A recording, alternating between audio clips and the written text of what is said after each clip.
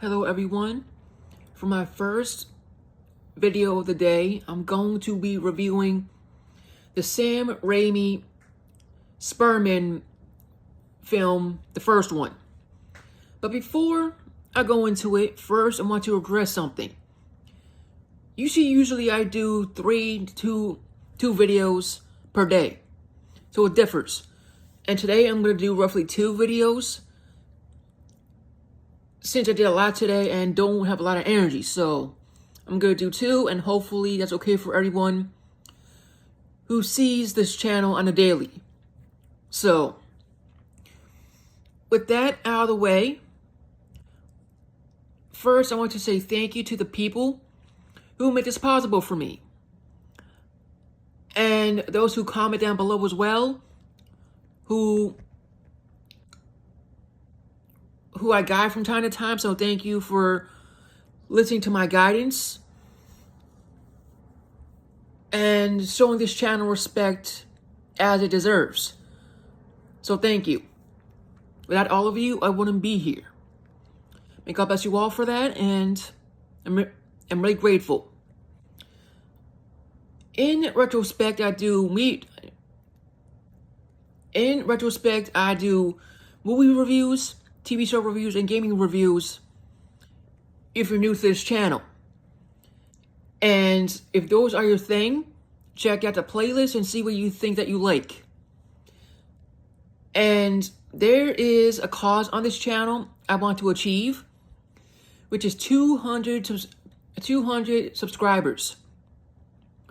So if anyone's interested in subscribing, of course, after seeing my channel and what I do, and want to help with the cause, my channel is at History Buff 2.0, and you can't miss it. And comment down below, like, share, and please hit the notification bell down below so you can see my videos once they're published, and you'll get notified.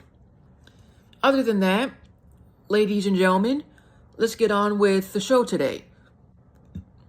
Sam Raimi's Spider-Man is the GOAT. We all know this. And I'll go into some of the story if you're new to this channel and never seen it or never heard of it. So, we all know the story about Spider-Man. But this version in particular is very special with nostalgia for a lot of reasons. In real time, we see Peter Parker struggling, and we see him live with his uncle and aunt, and they all love each other pretty much. And he gets bullied in school and all the 9 yards. At first, nerds get bullied in school, and later in life, they get respected by their genius and everything else. But in this case, it's very different, because he gets bit by a rare spider that gives him rare abilities to become Spider-Man.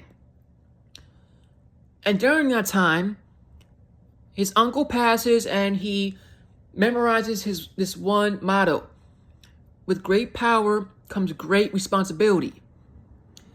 So with that quote in his head for the rest of his life, he basically follows by that code. And people love Spider-Man simply because he wants to help people and make a difference, which is a good thing. And in today's world, if we try to do that, we get criticized, we get called weak and all that. But Spider-Man is seen as another symbol. And that symbol, my friends, is hope and inspiration to do the right thing. And the villain himself, the Green Goblin, he was a menace in his film, and he was a pain in the ass. But in the end, he did the right thing, and Spider-Man does not kill people. Not 1 ounce, because he wants to do things the right way. The cops see him as a criminal. J. Jonah Jameson sees him as a criminal. And he works a job as a photographer for the Daily Bugle. And he's in charge of taking pictures of Spider-Man. And no one knows how he takes the pictures, and that's his own little secret. But as the movie progresses, he faces challenges, he sees death, and that changes him in a lot of ways. And to keep the love of his life in check, safe and in check, Mary Jane, he tries not to date her to keep her safe and everything, since his villains in each film try to kill people he loves. And for that story for Uncle Ben, when he got murked, pretty much, it gets more explained in Spider-Man 3. So, it's very more detailed. They just show a glimpse of him getting killed and stuff like that, and that's about it. So be patient with that story until the third film, and you'll understand the full story about that situation.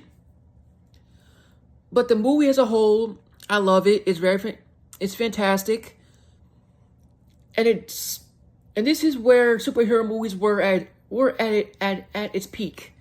No superhero fatigue, no nonsense was involved.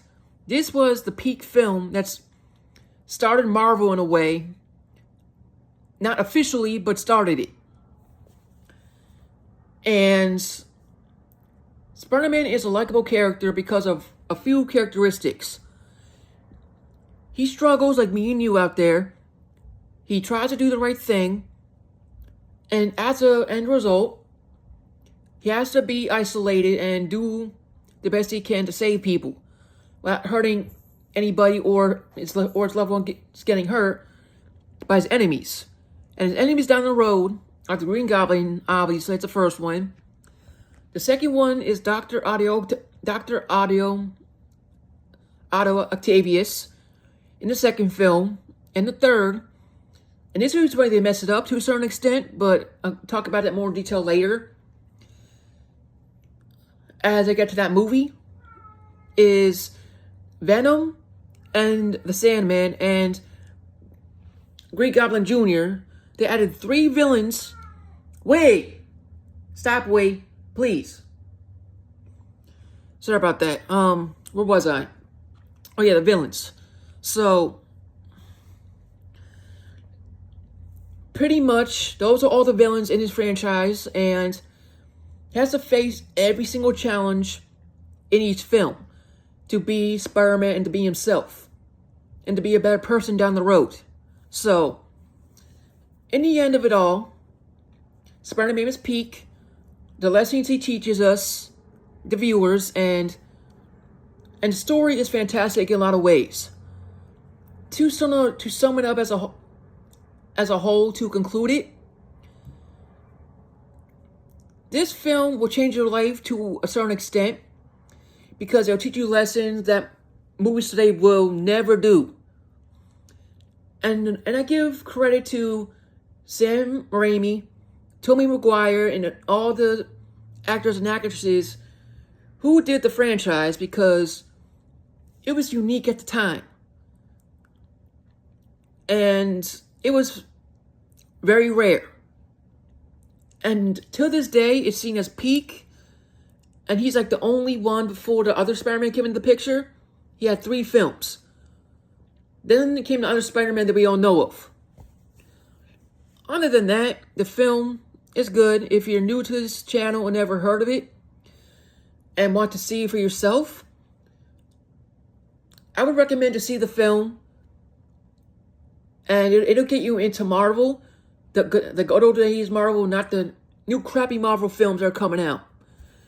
The OG Marvel films that later made official films, pretty much. So, other than that, that's all I can really say about the film.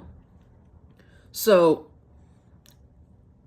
thank you all for supporting this channel. I greatly appreciate it, and without all of you, I wouldn't be here. And if you're new to this channel and want to help with the cause, my channel is at History Buff 2.0, and the goal is to reach 200 subscribers. So if you're interested in helping out with that cause, of course, after seeing everything, please do so.